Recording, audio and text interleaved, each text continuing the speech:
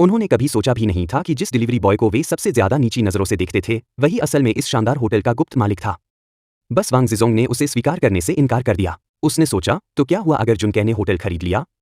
अगर हिम्मत है तो जाकर कोएनिग्सेग की वो सुपरकार देख ली जो उसने कथित तौर पर खरीदी थी, क्योंकि यही तो अमीरों का असली स्टेटस सिंबल है। कोएनिग्सेग, आप कहते हैं दुनिया में ऐसे सिर्फ 10 ही है और वे सब मेरे नाम से है। मुझे समझ नहीं आ रहा कि कौन सा। हमारे प्यारे मिस्टर वांग बात कर रहे हैं। ये सुनकर वांग जिजोग एकदम से हैरान रह गया। सबको पता था कि वो लग्जरी कार सिर्फ वांग जिजोग के फिंगरप्रिंट से ही कार का दरवाजा खोल सकता है।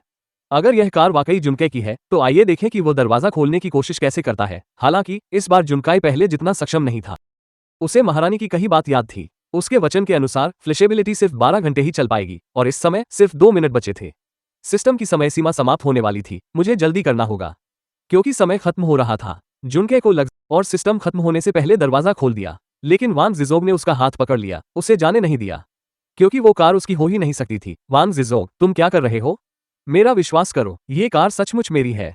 जुनके ने झट से वांग जिजोग का हाथ झटक दिया, फिर उसने कार के बॉडी पर अपनी उंगली दबाई।